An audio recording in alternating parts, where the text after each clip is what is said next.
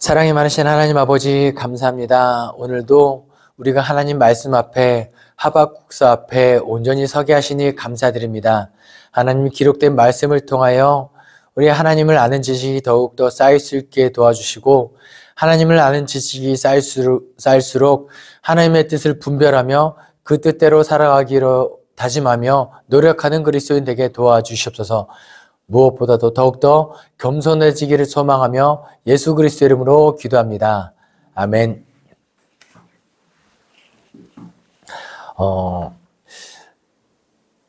계속해서 이렇게 우리가 선지서, 예언서를 살펴보고 있는데요.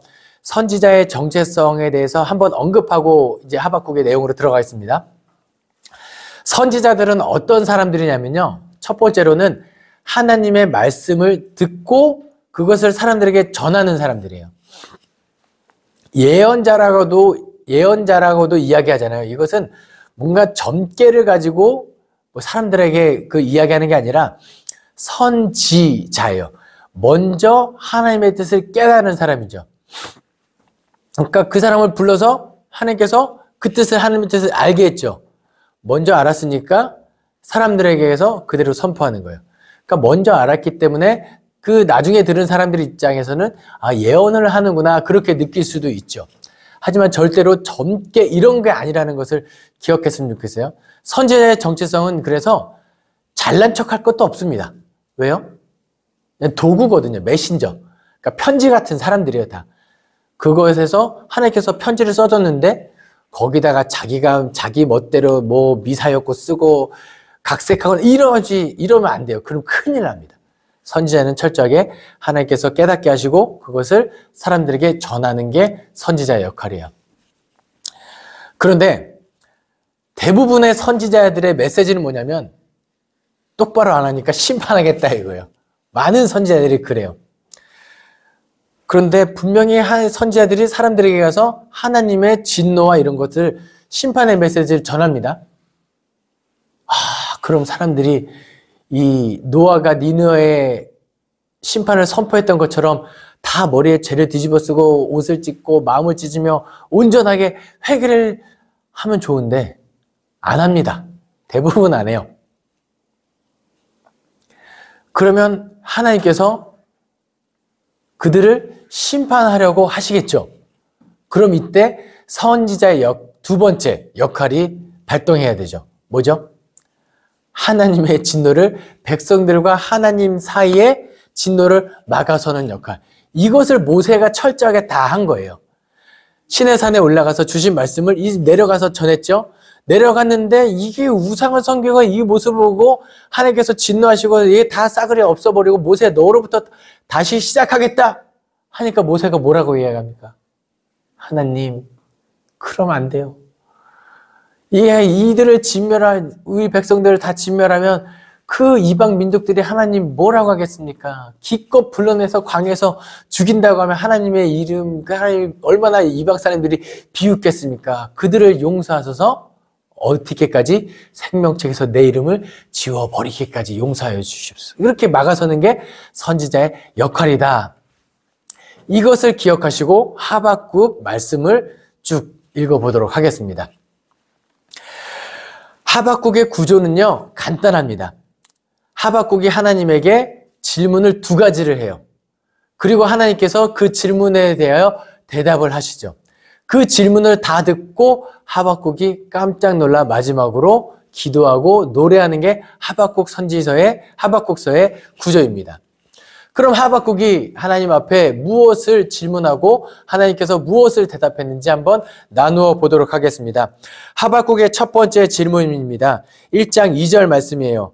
여호와여 내가 부르짖어도 주께서 듣지 아니하시니 어느 때까지일까? 내가 강포로 말미암아 외쳐도 주께서 구원하시지 아니하시나이다. 내가 어찌하여 내게 죄악을 보게 하시며 패역을 눈으로 보게 하시나이까? 이게 첫 번째 질문이에요. 질문의 요지는 이겁니다. 하나님, 지금 이 사람들, 하나님의 민족들, 백성들, 이스라엘 백성들이 하나님 앞에 이렇게 죄를 많이 짓고 패역한 백성들을 이것들을 내가 눈으로 목도하고 있는데 하나님 이들을 언제까지 내버려 두실 겁니까? 이게 질문이에요. 하나님 이러면 안 되는 거 아닙니까? 하박국 약간 좀 버릇이 없는 것 같이 질문합니다. 하나님 이러면 안 되는 거 아닙니까? 이 첫 번째 질문 앞에 하나님께서 다음과 같이 대답하십니다. 1장 5절 6절 말씀입니다. 여호와께서 이르시되 하나님께서 대답하십니다. 너희는 여러 나라를 보고 또 보고 놀라고 또 놀랄지어다. 너희의 생전에 내가 한 가지를 행할 것이다. 누가 너희에게 말할지라도 너희가 믿지 아니하리라. 보라, 내가 사납고 성급한 백성 곧 땅이 넓은 곳으로 다니며 자기의 소유가 아닌 거처들을 점령하는 갈대아 사람을 일으켰나니. 이 하박국 너 생전에 도저히 한 번도 볼 수 없는 그 철저한 심판, 사납고 성급한 민족들 내가 준비해서 이들을 내가 철저하게 심판할 거다. 놀라고 놀라고 또 놀랄지어다. 그러자 하박국이 진짜 놀라고 하나님께 두 번째 질문합니다. 하나님, 이것까지 이렇게까지 원한 건 아닙니다. 약간 이런 느낌이에요.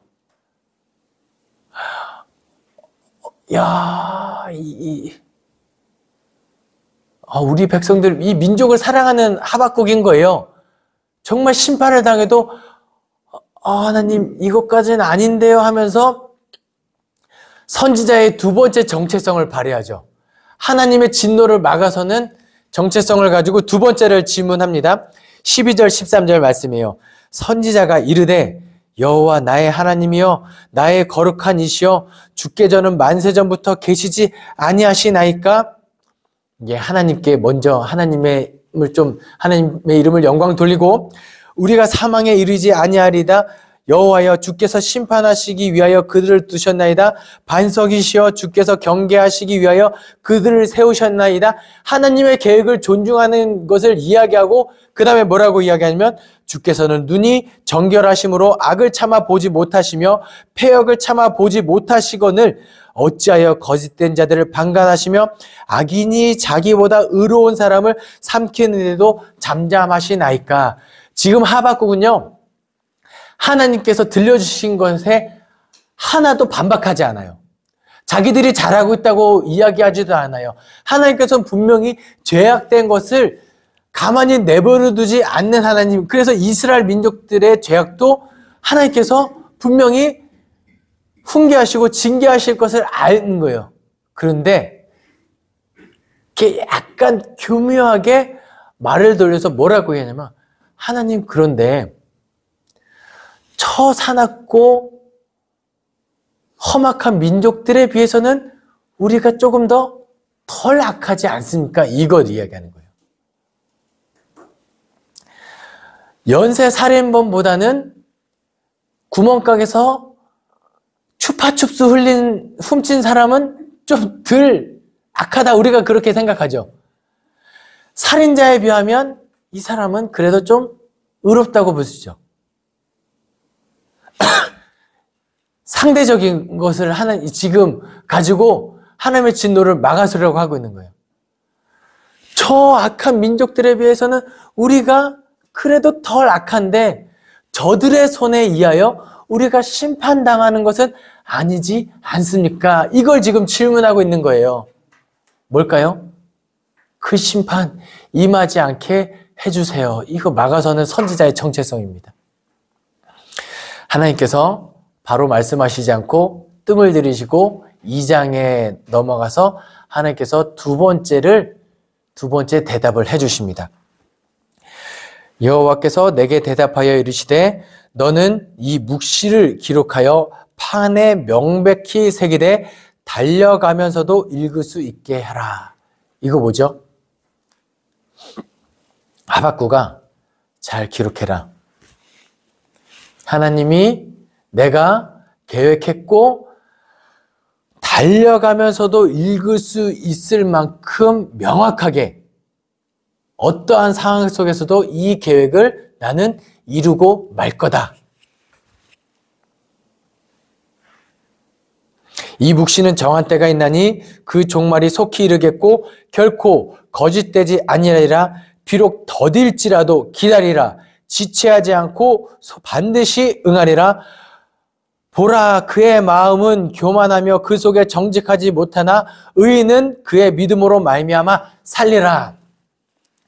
하나님께서 이제 심판할 건데 그러나 보라, 의인은 그의 믿음으로 말미암아 살 거다.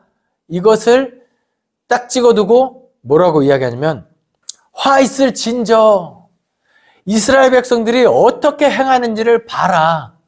하박구가 내가 너를 지금 설득하는 입장은 아니지만 너가 그렇게 나를 막아서려고 하니 내가 어떻게 심판하지 않고 견딜 수 있는지 봐라. 화 있을 진저, 노력하는 자들 화 있을 진저, 부당한 이익을 취하는 자들 화 있을 진저, 피로 성읍을 불의로 성읍을 건축하는 자들 그들이 있는데 내가 어떻게 심판하지 않겠느냐. 하지만 그 가운데서도 물이 바다 덮음같이 여호와의 영광을 인정하는 것이 세상에 가득하리라. 하나님을 찬양하는 구절이 있어요. 뭘까요? 여전히 심판하고 싶지 않은 하나님의 마음. 중간중간에 다시 화 있을 진저, 이웃에게 술을 마시게 하고 하차를 드러나게 하는 자 화 있을 진저, 우상을 만드는 자들 화 있을 진저, 그들이 있는데 내가 어떻게 심판하지 않고 견딜 수 있겠느냐. 악이 이렇게 이 땅에 가득했는데 어떻게 심판하지 않겠느냐. 화 있을 진저. 하지만 또 20절 말씀에 오직 여호와는 그 성전에 계시니 온 땅은 그 앞에 잠잠할지어라.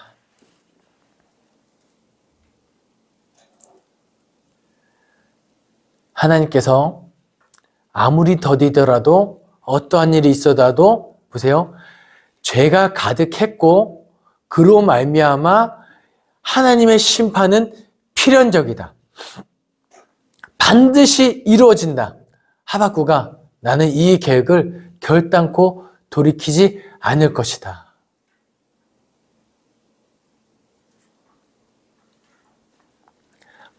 이것은 어떻게 해석할 수 있냐면 하박국에게 마치 말기암 환자에 대한 수술 계획을 알려주는 거예요.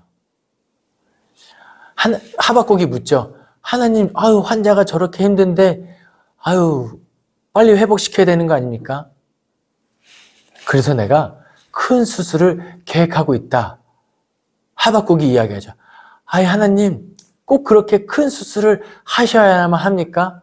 그냥 약물 치료나 아니면 다른 방법으로 낫게 하실 수는 없으십니까? 근데 하나님께서 이 수술 계획을 이야기했죠. 하박구가 지금 약물 치료는 이제 더 이상 손 쓸 방법이 없다. 이제 내가 메스를 댈 거야. 근데 이 메스를 대는 하나님의 심정도 한번 잘 생각해 보시기 바랍니다. 내 자녀의 배를 가르고 그 암덩어리를 도려내는 하나님의 심정을 잘 헤아려 보시기 바랍니다. 하박국이 더 이상 막아설 수 없어요. 그렇지 않습니까? 이 수술 계획을 들으면 하박국은 그 누구도 더 이상은 이제 선지자는 그리고 이 수술 계획을 들은 사람은 어떤 마음을 가질 수밖에 없죠? 더 이상 암이 커지지 않도록 하루빨리 속히 이루어 빨리 수술을 해 주십시오라고 기도할 수밖에 없는 게 선지자의 입장이죠. 그게 3장 말씀에 잘 기록되어 있습니다. 하박국 3장에 하박국이 이렇게 기도합니다. 여호와여, 3장 2절이에요. 여호와여, 내가 주께 대한 소문을 듣고 놀랐나이다. 여호와여, 주는 주의 일을 이 수년 내에 부응하게 하옵소서. 이 수년 내에 나타내시옵소서. 진노 중에라도 긍휼을 잊지 마옵소서.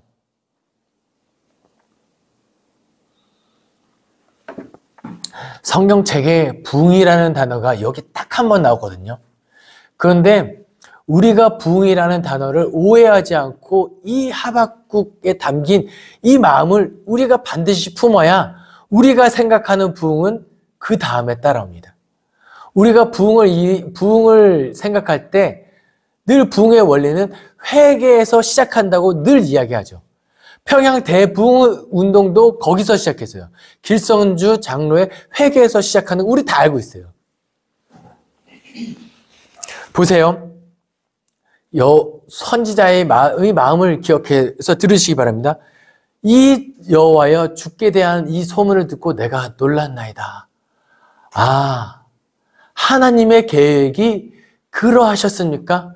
내가 정말 그렇게까지 암덩어리가 그렇게 가득 퍼졌는지 내가 몰랐습니다.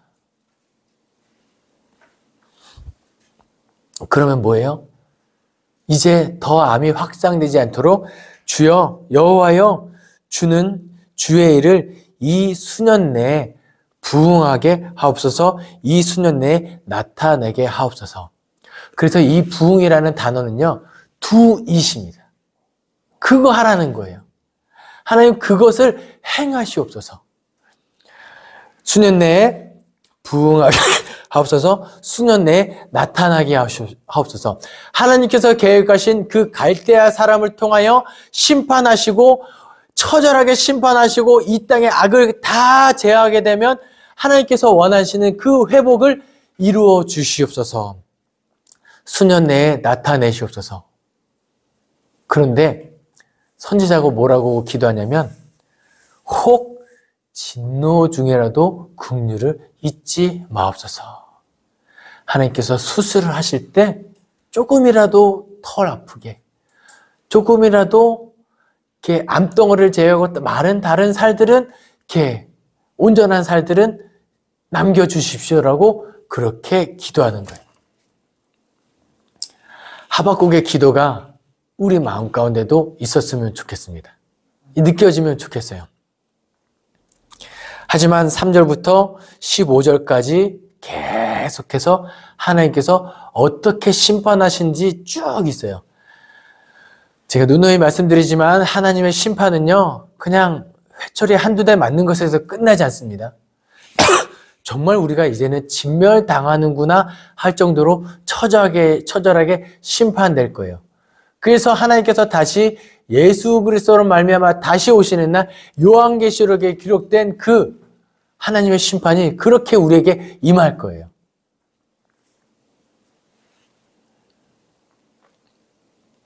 그런데 하박국 선지자가 노래를 합니다. 마지막에 노래로 마쳐요. 16절입니다. 내가 들었으나 내 창자가 흔들렸고, 정말 그 창자가 끊어지는 것 같이 아픈 심정이 있는 거예요. 선지자의 마음입니다. 그 목소리로 말미암아 내 입술이 떨렸도다. 정말 너무 슬프고 너무 안타까워서 입술이 떨려가지고 말도 제대로 안 나오는 그 상황, 무리가 우리를 치러 올라오는 그 환난 날을 내가 기다릴 수밖에 없는 이 상황 가운데 내가 기다림으로 썩이는 것이 내 뼈에 들어왔으므로 내 몸은 내 처에서 떨립니다. 그런데 이 처절한 하나님의 이 슬픈 심정 가운데 하박국은 뭘 기대하며 하나님을 찬양하냐면 17절보다 19절입니다. 비록 무화과 나무가 무성하지 못, 이게 나중에 하나님이 지금 선지자에게 보여준 환상의 모습이에요. 이제 남은 것이 이스라엘 백성에 아무것도 없는 거예요. 비록 무화과 나무가 무성하지 못하며 포도나무에 열매가 없으며 감람나무에 소출이 없으며 밭에 먹을 것이 없으며 우리의 양이 없으며 외양간에 소가 없을지라도 하나님이 심판하시면 비록 이러한 모습이 될지라도 이 선지자는 뭘 기다립니까? 먼 훗날 언젠가 다시 회복시키고 구원할 그때, 비록 이 모든 것이 없을지라도 나는 여호와로 인하여 여호와로 말미암아 즐거워하며 나의 구원의 하나님으로 말미암아 기뻐하리로다. 결국에는 구원을 이루시는 하나님을 신뢰하며 내가 원망하지 않고 그분을 찬양하리로다. 주 여호와는 나의 힘이시라 나의 발을 사슴과 같게 하사 나를 나의 높은 곳에 다니게 하시리로다. 아무리 힘들어도 아무리 절망 가운데 있더라도 하나님의 구원을 바라보고 내가 하나님을 찬양하리이다.